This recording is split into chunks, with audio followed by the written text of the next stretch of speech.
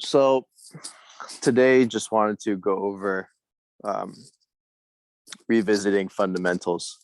We've all been sitting together for a very long time at this point, and most of our weekend classes are pretty long sits. Uh, each class is an hour and a half, and if you do both classes in a single day, then that's 3 hours, basically 3 hours of meditation, 3 hours of Dharma related activity um, in a single day, six if you attend the whole weekend.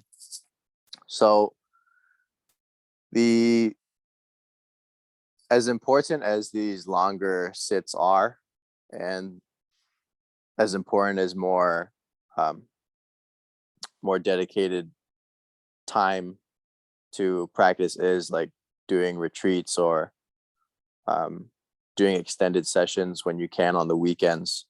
I wanted to emphasize the importance of daily practice, even if it's only 30 minutes or less. So one of the major questions is, how much time should I dedicate to meditation daily? What is a reasonable amount to practice? And that really depends on the person. So for someone who has done this for a long time already, and they are already experiencing stillness or silence in the mind, or effortless awareness, um, that person could still sit for many hours a day, but they're kind of over the hump that beginners face. So one of the maxims in any skill really is you make up in hours for what you lack in skill. So you're on a new job, or you're engaging some new activity, and your skill is not very high. You don't have uh, you don't have that refinement yet. So to compensate for that, you put in a lot of hours, and in comparison to another person in that position, their level of refinement is higher. They don't have to put in as many hours. They can get the same result. If that's not the case for us, and we're new at this, which all of you have been meditating for quite some time, but this applies to any type of practice that you're doing, because the amount of time that you've put into one specific approach of meditation or one specific modality, it may have the effect of overall making you a more well-rounded practitioner. But just because you've done a lot of, um, let's say, Zen type practice, where your eyes are open and you're staring at a wall, and you're just resting um, in a natural awareness, even if you've done that for 2,000 hours, it'll definitely give you um, a strong foundation for any other practice that you do. But many of the practices, all the practices really, they're their own spheres of knowledge in of themselves. So one of the things I discovered about um, the traditional, or an older approach to Theravadan Buddhism and to Theravadan meditation, was that the meditation objects themselves were seen as deities. They were seen as divinities and principalities, which is totally different than how they were taught to me. I looked at some of the old Buran, the old meditation manuals and texts, uh, ones that were less common, and I saw that the meditation objects were addressed as beings. So even though you've done a lot of Zen practice and you've done a lot of open awareness, doesn't necessarily mean that your heart center is very, very open and very active. Actually, there can be a tendency to have a kind of harshness to the emptiness and to awareness from mind only practices like Zen. So the loving kindness practice and the heart practices, their awareness is still most fundamental, awareness is still most basic, but it's really activating a different part of the body and a different part of the mind and experience. What will come to you and what will arise out of the loving kindness and compassion practice is different than what's going to arise out of staring at a wall and doing choiceless awareness. I mean, ultimately, these things will coalesce. If a person awakens to that, they'll coalesce at these higher stages of awakening. But along the way, those signposts can be very different. So I found that with the awareness-based practices, the mind-only based practices, all those approaches, that there could be a very, we've discussed this here, a kind of detached spaciousness that can start to arise and become very prominent. A total disidentification with time, with form, with self, and with the world. And that is a part of that specific of those specific practices and that particular approach to meditation. The more untethered you become, the less involved you're in with the senses and the less involved you're in with stories and with time. And of course, that would facilitate stillness, that would facilitate greater awareness and expanded states of consciousness, and also continuity of presence. From that detachment, from this spaciousness, the world doesn't seem as real. The stories in the mind are not as real. And therefore, the shift from context focused experience, meaning thoughts, internal perceptions, memories, the shift from that being the predominance of our experience and of our attention, it moves from that to this very fundamental and background awareness. Where the loving kindness comes in and where a lot of the heart work that we're starting to do comes in is that this very profound spaciousness, from my understanding, needs to be grounded. Otherwise, the untethering, the side effects from the untethering can be overwhelming. So one of the particular stages of this is I call it dissolution. So what's happening is that this non-temporal consciousness, this consciousness that is totally beyond time, this awareness that is not the body, that is not thought, that is not perception, that is beginning to become more and more prevalent in day-to-day life and in moment-to-moment experience. You're beginning to understand why this is called awakening. You're literally becoming more awake, out of the dream world, out of the dream life.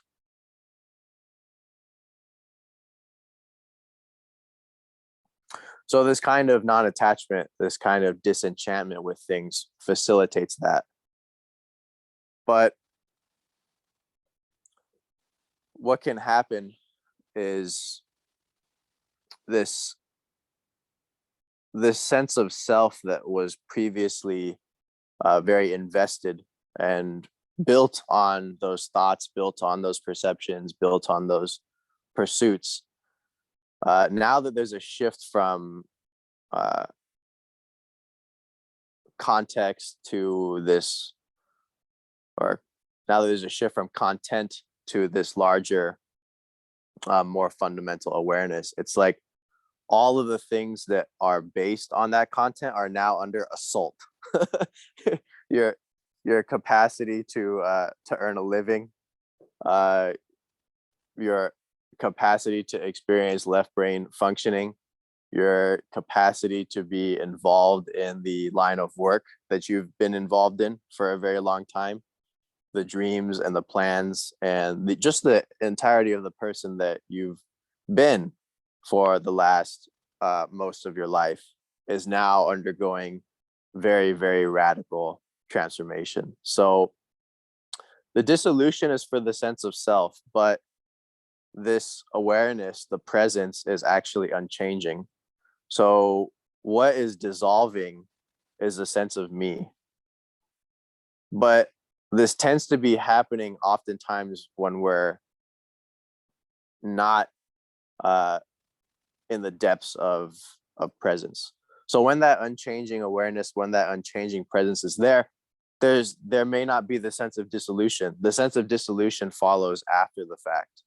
So after a meditation, or when you're dealing with work, or when you're dealing with an ordinary situation and the reactions that you used to have are not arising, then you see, oh wow, something radical has really changed. I don't feel the same. I'm not reacting the same. I'm losing myself. This is a thought that can come up. Or the sense of dissolution is a movement. Dissolution is something that is a happening. It's arising in time, and it's based on you're having the concept of what you used to be like, comparing that now to what is happening, and what you're like currently. And when we have these two images, when we have these two reference points, based on those reference points, the experience and the knowing of dissolution is prominent. It's like now in comparison to then, and now in comparison, or now in reference to what is going to happen, the sense of self is thinning, dissolving. But it's just the sense of self. It's just the sense of me, which is not the totality of what we are. So one of the refuges for dissolution is more surrender and more of an opening to what we've been calling the background, is more fundamental awareness.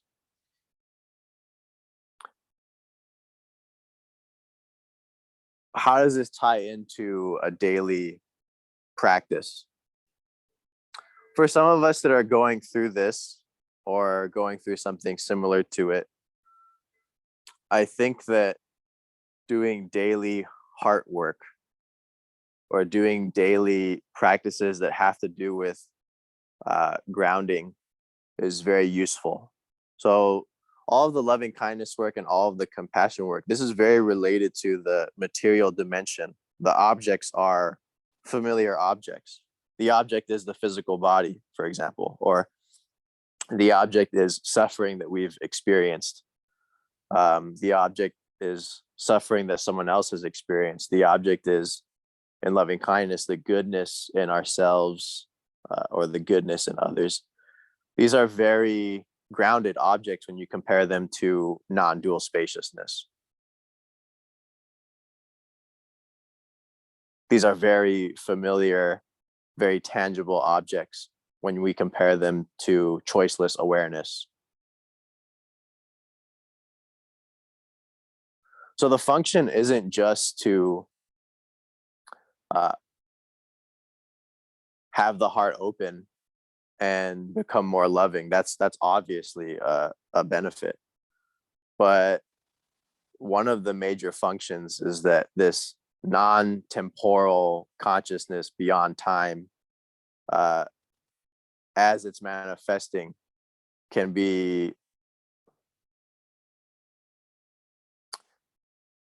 anchored in a way through these heart practices and through these grounding practices, so that really this whole thing is much more manageable and less overwhelming. So when we're doing the the loving kindness, and when we're doing compassion, we're really working with the energies of our lives and the energies of this very physical place, things that happen to us. We're this is working with story in a way that can be healing, in a way that can be expansive. And what I've found is that many of the non-dual traditions and approaches that I was trained in don't have much of a place for this. There's this idea that the ego has to be killed and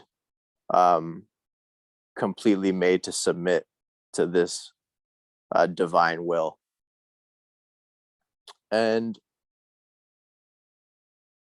I think that these approaches, although they can lead to a kind of renunciation that does facilitate awakening, they can have unintended consequences when you go at things in an unbalanced way. Sure, if you just renounce everything and reject everything and incinerate all of your attachments, 100% non-temporal, beyond time, spaciousness and consciousness will eventually begin to dawn. But there's many ways up the mountain, and I think that these more integrated approaches are useful for people like us that are not monastics, that are not in settings where we're meditating 10 hours a day, and that if dissolution starts happening, there's no consequences. You can just lay around and everything's fine. But for many of you in here, and for me as well, we know what dissolution is like, and you have to like go in to work and pretend to be a normal person. Monastics don't have to deal with that, but we have to deal with that. So considering that we have to deal with that, we need flexibility in our practice and what we're going to do on a daily basis. So whatever practice that we're doing, I urge all of you to really remember to do loving kindness at the end, and to dedicate some time, even if it's small, to this heart work, to loving kindness practice, or to compassion practice, even if it's just at the end of a sit where this non-dual presence and spaciousness is the forefront and the main thing that is happening. At the end, ground it to the best that you can by coming back to humanness and radiating that awakened awareness and that spaciousness with all beings. As great as untethered non-attachment is, sometimes it's not very useful. It's not supposed to be useful. This is beyond utility. Utility is a human concept, and like this spaciousness is beyond concepts. Nonetheless, there's ways to make things easier. There's ways to make things more manageable, and all this hard work is part of that. One of us here today was talking about the intensity, that how intense some of this can be. The reason that I've taught all of you so many different practices and so many different approaches is that it offers the opportunity for you to be more flexible with practice and with your unfolding. You're a more well-rounded practitioner than a lot of people. A lot of practitioners, especially previously in previous decades, they only knew their one practice and their one approach. That was it. We live in a different era now. A lot of us have exposure to many different teachings and traditions and practices. But how many of those practices and how many of those approaches do we have genuine skill at? Genuine flexibility and the ability to adapt when it comes to different circumstances and different things that can happen in meditation and in our unfolding. When things are getting overwhelming and intense, we have to have the discernment to know whether to let that voidness shred us or to back off, do another practice, regain strength, do something that's easier, and then revisit it. We have to be in touch with intuition in order to know what's suitable for a particular circumstance or for a particular situation. There were times where what was required was backing off and doing more light work and taking it easy and resting. That actually was what was required. But instead, I was being extreme, and I thought, you know what, I'm just gonna go into this all in, let it rip me apart. And there can be some damaging consequences when that's done inappropriately, or when that's taken too far. On the inverse, on the other hand, what's required may be total surrender to a very difficult thing and a period where all there is pain that's being processed, and that's lasting days or weeks. That could be what's being called for. But by taking it easy, you're actually averting that incredibly transformative experience, unfolding, and possibility that is there. So it depends on really what's being called for. And the final point I'll make here is, when we have two paths before us, how do we know which one to take? When our practice is moving in one direction, it's saying, go all in, no matter how painful it is, there's a gem here. And the other path is saying, take it easy. You need to relax and let go and rebuild strength and revisit this at a later time. How do we know whether to go left or whether to go right? When I had junction points in my practice, and over the years, I had to choose between one direction and the other, and I didn't know what to do. I found that I really had to sit down, release expectations and wants, and consider, actually play out the outcome, or play out that particular scenario using imagination, like we mentioned earlier, to really go down that path and get a sense of what it would be like and what's there. So even the path that looks more promising, that appears more promising and grand, and it seems like that's the direction that you're supposed to take, the indicator for which direction to go and which approach to take is actually peace. So if I had two paths, I would choose the one that would produce the most peace in my heart. I would choose the orientation or the approach, the direction that would have the most peace arise.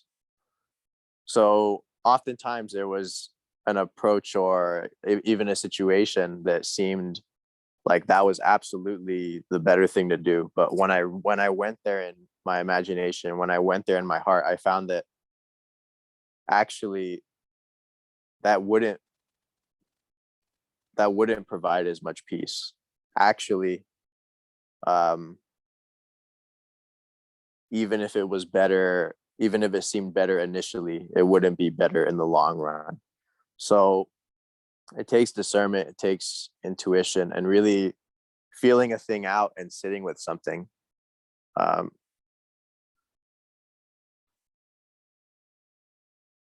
Major decisions in practice, major shifts in practice, we got to sit with this stuff, you know,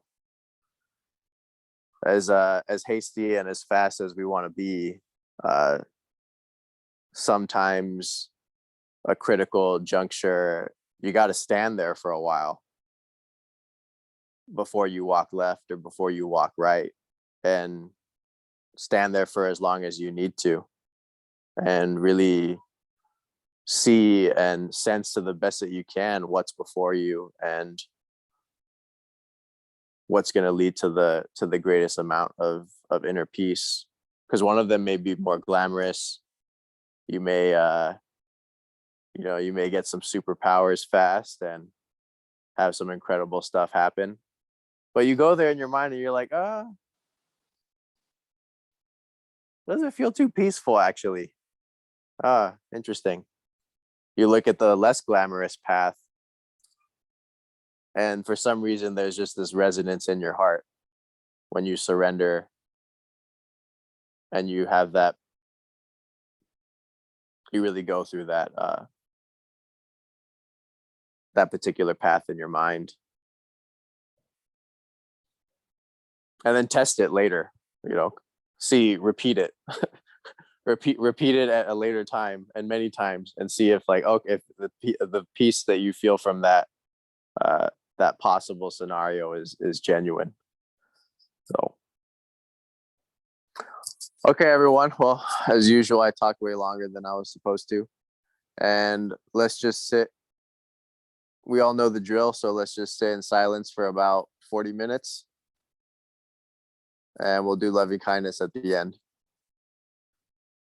We can all close our eyes and begin.